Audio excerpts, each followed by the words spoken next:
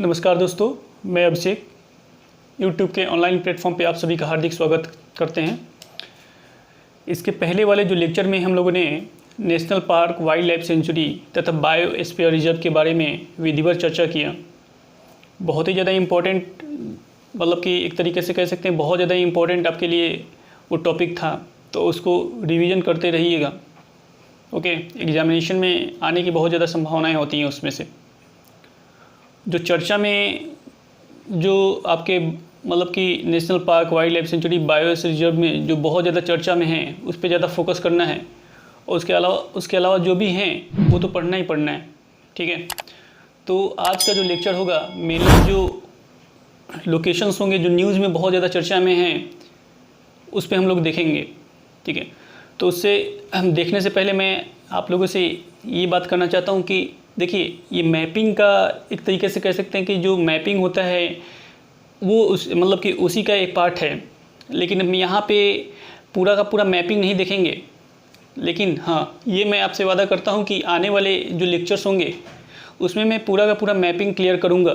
जैसे पूरा का इंडिया के बारे में, एशिया कॉन्टिनेंट, अफ्रीका, जो भी कॉन्टिनेंट है, ठीक है, तो वो पूरा का पूरा हम लोग वहाँ पे सिलेबस की तरह उसको कवर करेंगे। ओके, तो यहाँ पे जो ब्लैक बोर्ड पे आप लोग देख रहे हैं ये केवल जो न्यूज़ में है, करंट में है, जो लोकेशंस हैं उस पे हम लोग देखते हैं। ओके, तो पहले देख लेते हैं कि जो लोकेशंस में न्यूज़ हैं उसके बारे में कैसे हम लोग पढ़ना है। ओके, तो जो भी लोकेशंस होंगे, तो कोई भी लोकेशंस है, जैसे सपोज कर लो कि मेडागास्कर मैं बता रहा हूँ आपको, तो मेडागास्कर के बारे में देखेंगे कि ये किस कॉन्टिनेंट के अंतर्गत आता है तथा किस सी के अंतर्गत आता है। अगर सी के पास है तो किस सी को टच करता है। तो एक एक चीज़ यहाँ पे देखना है, कौन से जैसे बाउंड्रीज टच करता है। अगर मतलब कि टच कर रहा है कोई देश, बाउंड्रीज इसके साथ टच कर रहा है तो वो भी देखना है। अगर मान लीजिए कोई द्वीप है तो उसके आसपास कौन कौन से द्वीप हैं, अगर द्वीप है तो कौन कौन से द्वीप हैं, और उत्तर से दक्षिण की तरफ, जैसे मान लीजिए कि क्रोनोलॉजी में लगाने के लिए आ जाता है, पूरब से पश्चिम की तरफ लगाने के लिए आ जाता है। तो ऐसे क्वेश्चन आजकल मतलब आ रहे हैं। ठीक है, जैसे यूपीएससी में एक क्वेश्चन आया हुआ था, 2018 में आया हुआ था, 2018 में 17 में आया हुआ था कि अगर मान लीजिए सपोज कीजिए कोकराझार से कोट्टयम एक जगह है वहाँ पे चला जाए तो कितने राज्यों को टच करेंगे, मतलब कितने मिनिमम कितने राज्यों से गुजरा जा सकता है। तो आपको तो सबसे पहले बात कि यहाँ पे ये देखना पड़ेगा कि कोकराझार है सिचुएटेड कहाँ है। तो वो उस समय पता होगा जब आप उस करंट में उसको पढ़ रहे होंगे, तो आपको पता होगा कोकराझार है कहाँ। ठीक है, तो पहले तो ये सिचुएशन पता करना पड़ेगा कोकराझार है कहाँ, और मिनिमम कितने राज्यों को टच करते हुए, कितने मिनिमम राज्यों को टच करते हुए हम लोग वहाँ तक कोट्टयम तक पहुँचेंगे। अब कोट्टयम की बात की तो कोट्टयम कहाँ पे है। ओके, तो ये भी आपको जानकारी रखनी पड़ेगी। ओके, तो कोट्टयम केरल में है, तो आप इसको देखिएगा कहाँ से कितने राज्यों को, मिनिमम कितने राज्यों को हम लोग पास करते हुए कोट्टयम पहुँचते हैं। ओके, चलिए, तो ऐसे क्वेश्चन आजकल आ रहे हैं। ओके, तो मैंने आपको एक एग्जांपल पे समझाया है। ओके, अब चलते हैं हम लोग अपने मतलब कि जो भी यहाँ पे न्यूज़ में है उसके बारे में देख लेते हैं। ठीक है, कोई भी अगर न्यूज़ में है तो वो देखेंगे, और एक्स्ट्रा नॉलेज भी मैं यहाँ पे थोड़ा सा आपको बताऊँगा। सबसे पहली बात कि ऑक्सफोर्ड का जो एटलस है वो आपको बॉट करना है, खरीदना है। अगर नहीं है तो उसे खरीद लीजिए, बहुत ही ज़्यादा इंपॉर्टेंट है। और जो भी न्यूज़ में आ रहा है उसमें डेली मार्क करते रहिए, तभी आप एकदम विधिवत उसको कह सकते हैं कि ऑक्सफोर्ड को पूरा जो भी मैपिंग होगा उसको समझ पाएंगे। एक दिन में नहीं समझ पाता है कोई भी मैपिंग, उसके लिए लगातार उसमें हम लोग को देखना पड़ता है। ओके, तो चलते हैं कि पहला जो है आप लोगों ने बहुत ज़्यादा ये चर्चा में है इजराइल। ओके, तो इजराइल इसलिए चर्चा में था क्योंकि यहाँ पे इजराइल प्लस फिलिस्तीन का जो बीच में वहाँ पे युद्ध हो रहा था, इस वजह से चर्चा में आ गया। तो हम यहाँ पे हिस्ट्री में नहीं जाएंगे कि क्यों युद्ध हुआ, और राजनीति में नहीं जाएंगे। ओके, हम यहाँ पे केवल लोकेशन के बारे में देखने आए हैं, ताकि क्वेश्चन यहाँ से उठ सकते हैं लोकेशन से, तो हम उसको सॉल्व कर सकें। तो देखते हैं यहाँ पे। ठीक है, तो सपोज कर लीजिए कि इजराइल और फिलिस्तीन के बीच में इसलिए न्यूज़ में था आया, पहला ये पॉइंट था। ठीक है, अगर दूसरी बात किया तो ये देखा जाए कि इजराइल जो है किस कॉन्टिनेंट में है, तो ये एशिया कॉन्टिनेंट में है। ओके, एशिया कॉन्टिनेंट में है। ओके, ये मिडिल ईस्ट में सिचुएटेड है, और वेस्ट एशिया, यहाँ पे मिडिल ईस्ट क्यों कहा गया है, यहाँ पे मिडिल ईस्ट क्यों कहा गया है, क्योंकि जब हम लोग ब्रिटेन से देखते हैं तो वो मिडिल में दिखाई देता है, ऑल ओवर द वर्ल्ड के मिडिल में दिखाई देता है, इसलिए इसे मिडिल ईस्ट कहा गया है। अगर एशिया की बात किया जाए तो एशिया से हमें वेस्ट में दिखाई देता है, ठीक है। अगर इंडिया की बात की जाए तो इंडिया से वेस्ट में, तो इसलिए हम लोग इंडिया के परिप्रेक्ष्य में देखते हुए इसे वेस्ट एशिया कहेंगे। ओके, आ सकता है कि कहाँ पे सिचुएटेड है, किस एरिया में। ओके, ये हो जाएगा। अब सपोज ये आपका इजराइल है। अब हम इसके बारे में विधिवत देख लेते हैं कि कौन कौन सा देश इसके साथ बाउंड्री टच कर रहा है। ओके, तो देखिए ये आपका इजराइल है। ओके, और ये आपका क्या है, जॉर्डन है।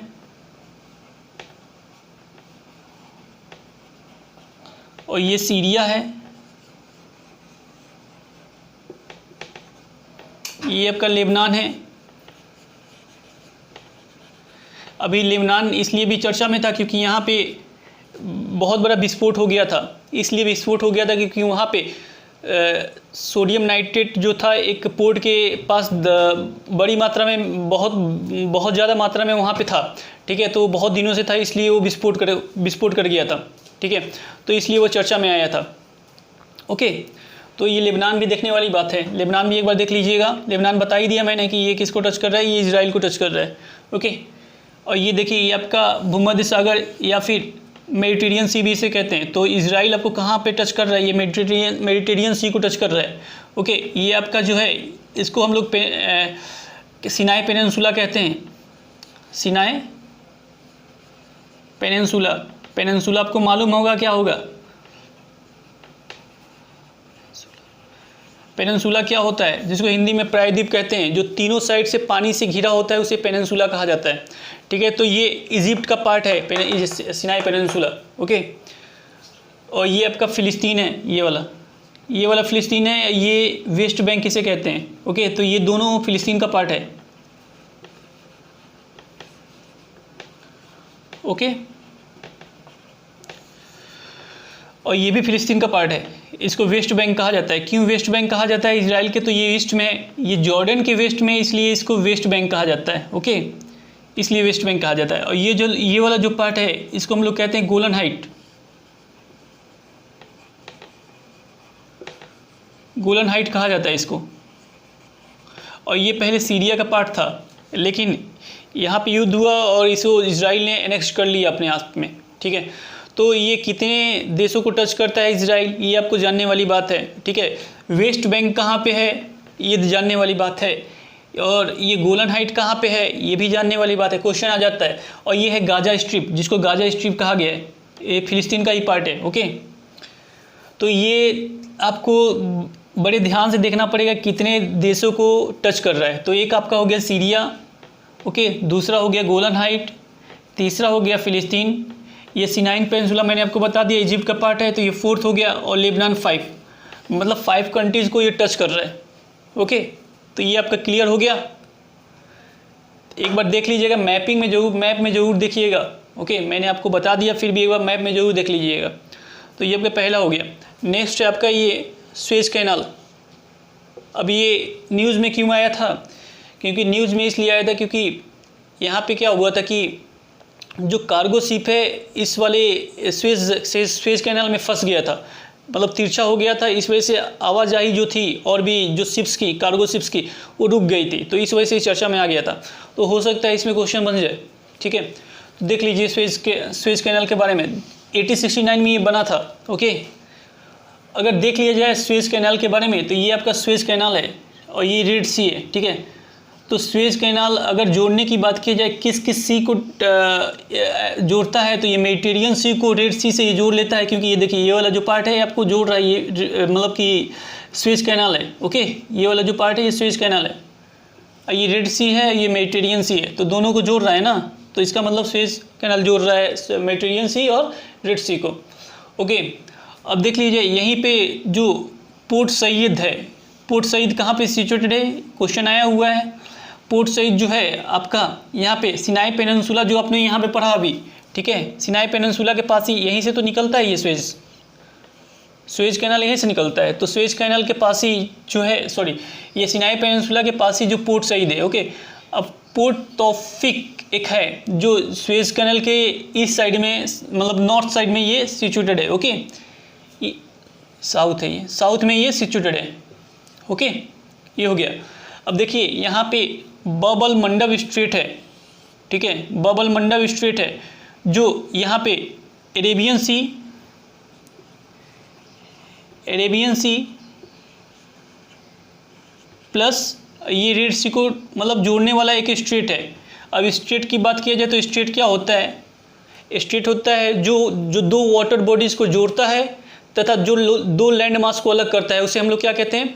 उसे हम लोग स्ट्रेट कहते हैं। ओके, तो यहाँ पे ये चीज़ें ध्यान से देख लीजिएगा। हाँ, एक बात ये और ध्यान रखिएगा कि देखिए जो ये रेड सी है या फिर स्वेज कैनल है, ये आपको इजिप्ट को भी टच करता है, नॉर्थ सूडान को भी टच कर रहा है, कंट्री को, नॉर्थ सूडान कंट्री को। ओके, तो ये देख लीजिएगा एक बार ध्यान से, मैप में एक बार ओपन करिएगा और उसमें देखेंगे तो आपको अच्छी तरह उसमें पता लग जाएगा। यहाँ पे थोड़ा सा हो सकता है आपको देखने में या फिर मेरा मैपिंग यहाँ पे डायग्राम खराब हो, ठीक है, लेकिन आप मैपिंग में जरूर देख लीजिएगा, जो मैंने बताया उसके परिप्रेक्ष्य में देख लीजिएगा। ओके, देखिए अब तीसरा जो है आपका क्रीमिया के बारे में है। क्रीमिया भी बहुत अभी चर्चा में आया था। क्यों? क्योंकि यहाँ पे दो देश जैसे रसिया और यूक्रेन के बीच में मतलब कि काफ़ी समय से द्वंद्व चलता आ रहा है, तो ये लगातार ये चर्चा में बना हुआ रहता है। ठीक है, तो ये देख लेते हैं हम लोग क्रीमिया के बारे में। ओके, तो रसिया तथा यूक्रेन के बीच में द्वंद्व चलता रहता है हर समय। तो किसके बीच में है ये रसिया और यूक्रेन के बीच में है। ठीक है, मतलब कि द्वंद्व चलता है, इस वजह से ये चर्चा में है। ठीक है, और ये देखिए क्रीमिया जब रसिया ने एनेक्स कर लिया, ठीक है, तो उसके पहले जो रसिया था G8 में वो मतलब शामिल था, G8 में शामिल था। ओके, लेकिन जब इसने एनेक्स कर दिया तो इसे G8 से हटा दिया गया, तो अब क्या हो गया? अब G7 हो गया। ओके, G7 एक ऑर्गेनाइजेशन है। जब मैं आपको ऑर्गेनाइजेशन के बारे में बताऊंगा तो उसमें सभी चीज़ें बताई जाएगी। जैसे G7 के बारे में बताएंगे हम लोग, सार्क के बारे में बताएंगे, बिम्स्टेक के बारे में बताएंगे, एशियन के association of south east Asian Nations के बारे में बताया जाएगा, और भी बहुत तमाम जो ऑर्गेनाइजेशन है उसके बारे में हम लोग देखेंगे कि कहाँ पर हेडक्वार्टर है, कब सिचुएटेड हुआ है, इसके क्या वर्क है।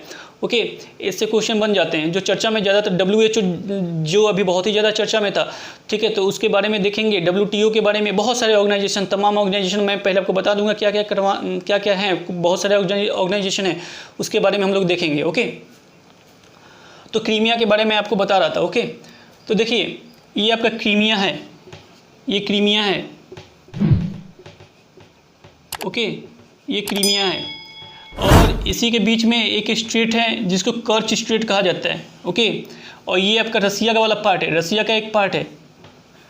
ओके, तो ये ऐसे क्वेश्चन बन सकता है कि क्रीमिया और रसिया के बीच में जो एक स्ट्रेट है उसका क्या नाम है? तो उसका कर्च स्ट्रेट नाम है। ठीक है, अब ऐड किसको करता है? कोई भी स्ट्रेट होता है, मैंने बताया आपको, दो वाटर बॉडीज़ को कनेक्ट करता है तथा दो लैंड मास को अलग करता है। तो यहाँ पर लैंड मास को अलग किया ना इसने, क्रीमिया और रसिया को अलग कर दिया ये, और किसको ऐड किया, किसको जोड़ा है इसने, किस वाटर बॉडीज़ को जोड़ा है? तो ये आपको जोड़ा ओजोन सी और ब्लैक सी को जोड़ दिया है। ठीक है, समझ में आ गया? ठीक है, ये हो गया। अगर ब्लैक सी की बात किया जाए तो ब्लैक सी जो होता है कितने देशों को टच करता है, थोड़ा सा हम इसके, मैंने बताया ना कि थोड़ा सा हम लोग एक्स्ट्रा नॉलेज भी करेंगे, बिल्कुल फैक्ट पे केवल वही चीज़ नहीं करेंगे जो उसके आसपास की चीज़ें पूछ ली जाती हैं। ओके, तो वो भी हम लोग ध्यान रखेंगे, केवल वही चीज़ें नहीं पढ़ेंगे जो दे रखा है, थोड़ा सा एक्स्ट्रा नॉलेज भी चाहिए इसमें। ओके, मैपिंग का मतलब ही होता है ये कि केवल हम लोग केवल ये नहीं कि अगर इंडिया के बारे में पढ़ रहे हैं तो केवल इंडिया के बारे में पढ़ेंगे। मैपिंग का मतलब ये होता है कि अगर इंडिया के बारे में हम लोग पढ़ रहे हैं तो उसके आसपास के पड़ोसी देशों के बारे में पढ़ना बहुत जरूरी है, क्योंकि इंडिया के बारे में ना पूछ के उनके पड़ोसी देशों के बारे में पूछ सकते हैं। ओके, तो हम लोग देख सकते हैं यहाँ पे अगर ब्लैक सी की बात किया जाए तो ब्लैक सी कितने देशों को टच करता है? 5 देशों को टच करता है। ओके, ब्लैक सी देखिए कौन कौन सा है, यूक्रेन है, रोमानिया है, बुल्गारिया है, टर्की है, जॉर्जिया है, रसिया है। ये एक दो बार अगर देखेंगे तो लर्न हो जाएगा। अभी आपको हो सकता है कि मुश्किल हो रहा हो, ठीक है, लेकिन मैं इसको निमोनिक्स बनाया हूँ, वो ध्यान रखिएगा। निमोनिक्स में क्या है? गर, GUR, गर BT, इसको निमोनिक्स लर्न कर लीजिएगा, गर बट। ओके, तो G मतलब हो गया जॉर्जिया हो गया, ठीक है, U मतलब यूक्रेन हो गया, R मतलब रसिया हो गया, ठीक है, R मतलब रोमानिया हो गया, B मतलब बुल्गारिया हो गया, T मतलब आपका टर्की हो गया। ये तो 6 कंट्री को टच करता है। सॉरी, मैंने 5 बता रखा है, 5 बताया था, 6 कंट्री को टच करता है। ओके, ये हो गया आपका क्रीमिया के बारे में, और इसमें कुछ बाकी तो नहीं रह गया।